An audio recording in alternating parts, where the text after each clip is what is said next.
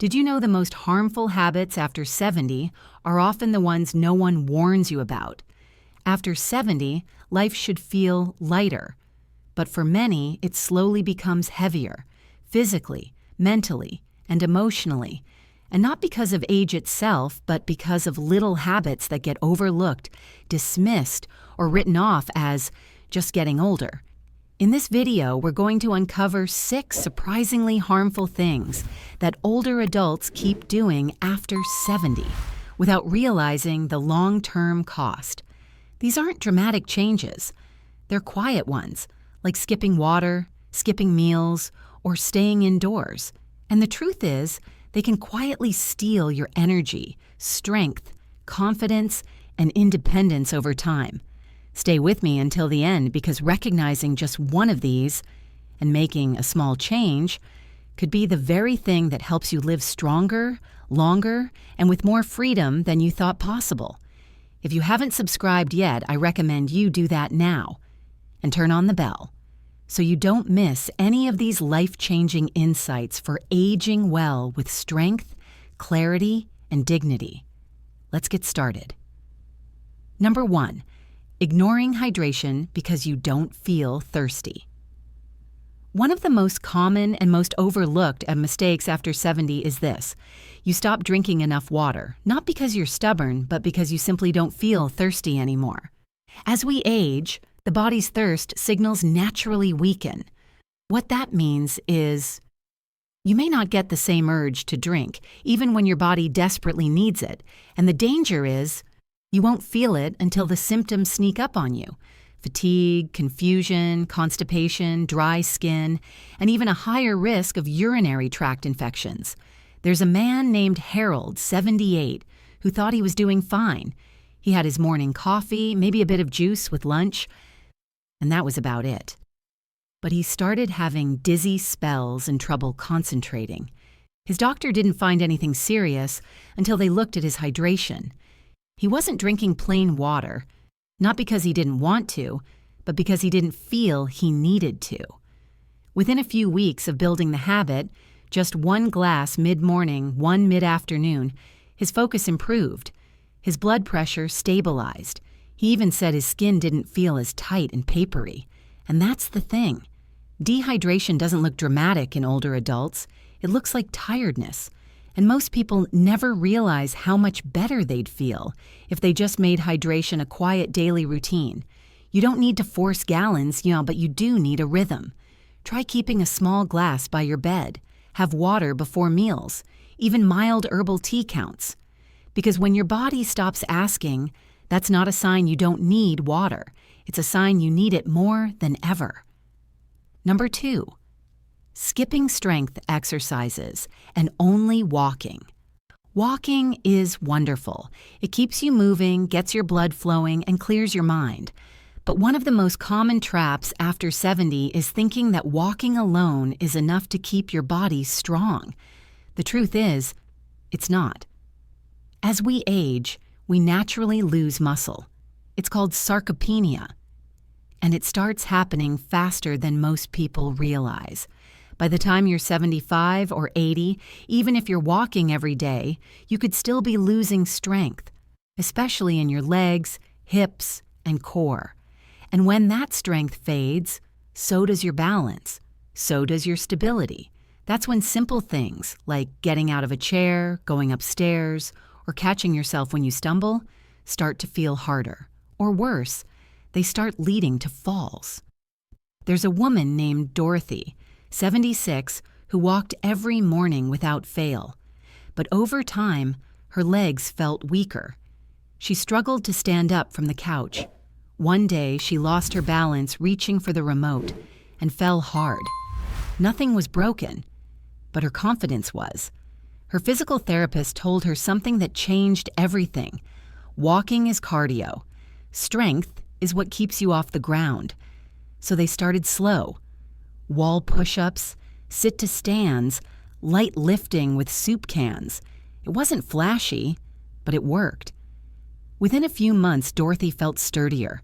She stood taller. She moved without fear. Strength exercises aren't just for bodybuilders. They're for people who want to stay independent, people who want to keep opening jars, carrying groceries, getting up from the toilet without help, and you don't need a gym, you just need resistance, your own body weight, bands, or light hand weights a few times a week. Because after 70, the real danger isn't moving too much.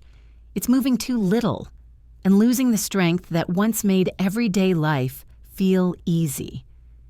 If you're still watching this video and finding these insights valuable, please comment number 2 below to let me know you're here. And if you haven't subscribed yet, I recommend you subscribe and turn on the bell so you don't miss any videos.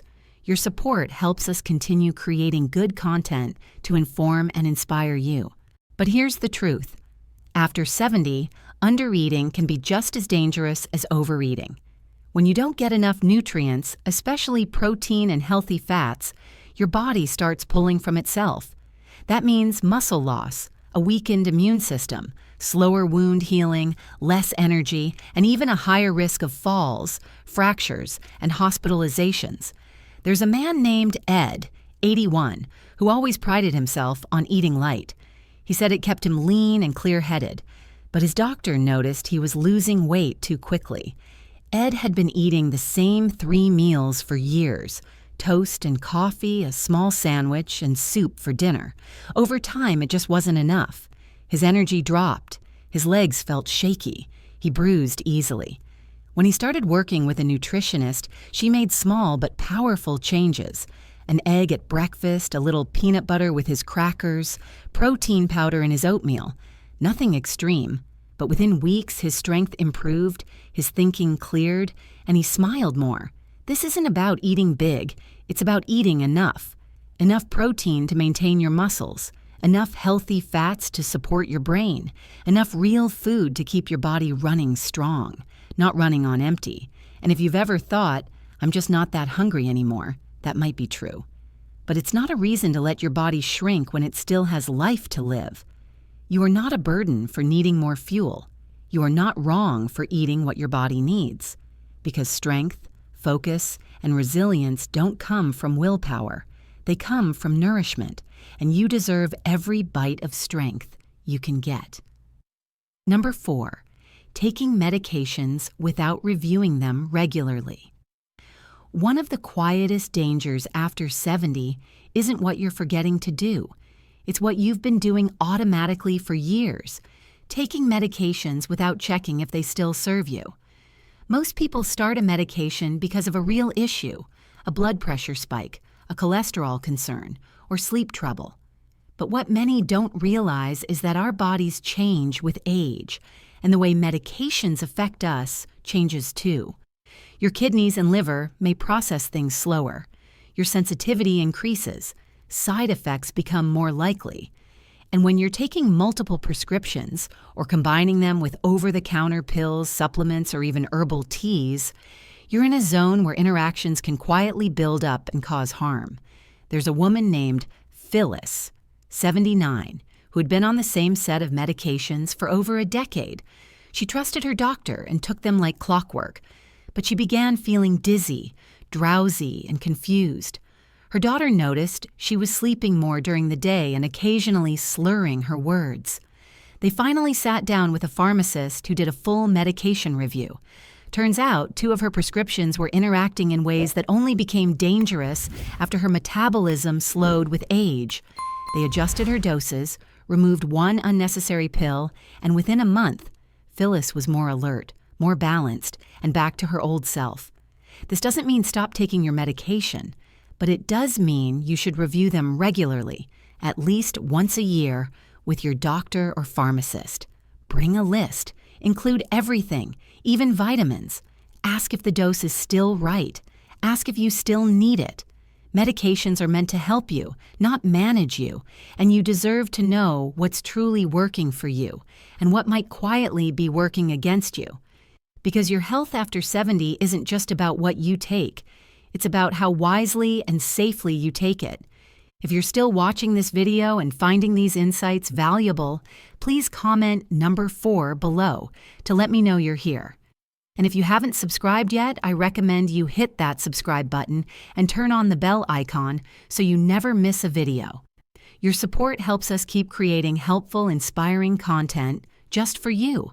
Now let's move forward. Number 5, staying indoors.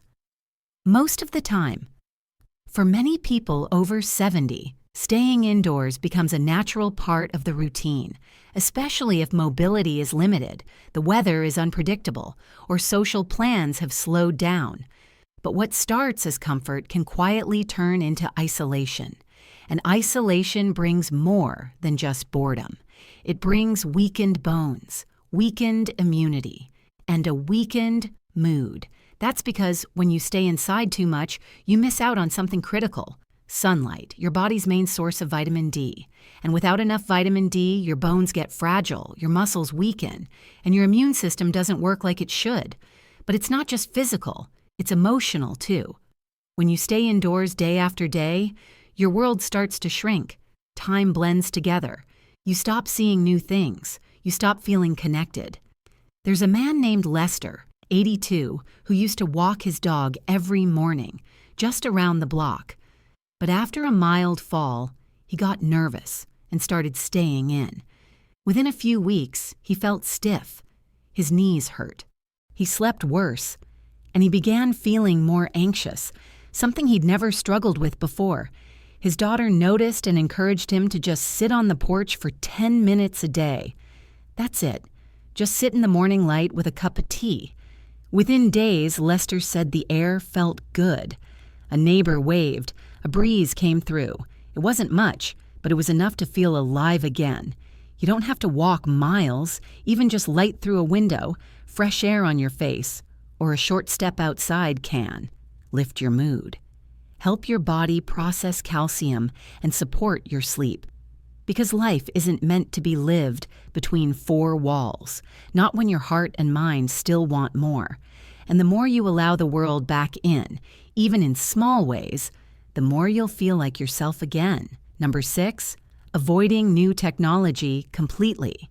It's easy to say, I'm too old for all that when it comes to smartphones, video calls, or apps. After all, you live most of your life without them and did just fine.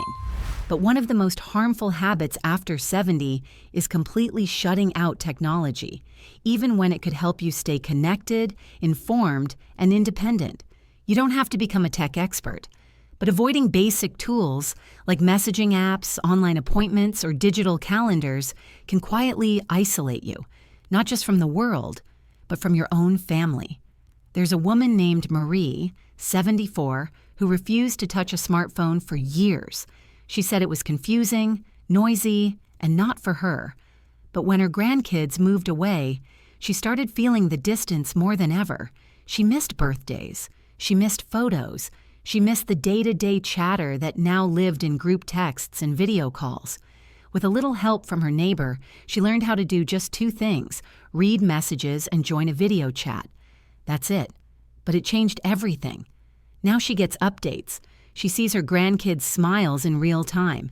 She even joined a virtual book club for seniors. This isn't about diving into every gadget or platform. It's about letting yourself stay included. Because more and more, doctors use telehealth appointments, send reminders by text. Even libraries and grocery stores are going digital. When you avoid all of it, you risk missing out on the tools that could actually make your life easier, not harder. And most importantly, when you avoid technology, you risk losing touch. Not because people forgot about you, but because you couldn't be reached. So take just one small step. Ask someone you trust to teach you how to use one thing, just one. Because learning something new at 70, 75, or even 85 isn't a burden. It's a sign that you're still growing, still adapting, and still very much a part of the world around you. If you're still watching and finding these insights valuable, please comment number 6 below to let me know you're here. And if you haven't subscribed yet, now is a great time. Tap that subscribe button and turn on the bell so you don't miss future videos. Your support truly helps us keep creating helpful content to inform and inspire you. Final thoughts. The truth is, no one hands you a manual when you turn 70. There's no big announcement telling you what habits to change or what to look out for. But as we've seen today, the habits you hold on to can quietly shape your future, for better or worse. Let's quickly remind ourselves what to let go of. Skipping water just because you're not thirsty, relying only on walking instead of keeping your muscles strong, eating too little out of fear instead of fueling your health, taking medications without regular review, staying indoors until the world begins to feel distant, avoiding technology that could actually bring connection and peace. These may seem like small things, but they carry big consequences. And the beautiful thing is, you have the power to change them. Not all at once, not perfectly, but just enough. Enough to give your body a better chance. Enough to keep your mind sharp and your heart connected. Enough to feel more like yourself again. If even one of these points spoke to you today, hold on to it. Let it be your next small step, because aging isn't just about getting older. It's about learning to live smarter, lighter, and stronger with each passing year. Thank you for joining us today. We'd love to hear from you. Leave a comment below and share one thing you learned and how you plan to apply it in your life. Your thoughts mean a lot to us, and reading your comments gives us motivation and encouragement to keep going. If you enjoyed this video and found it helpful, please like, subscribe, and share. Your support helps us continue creating good content to inform and inspire you. Thanks for watching, and we look forward to seeing you in the next video.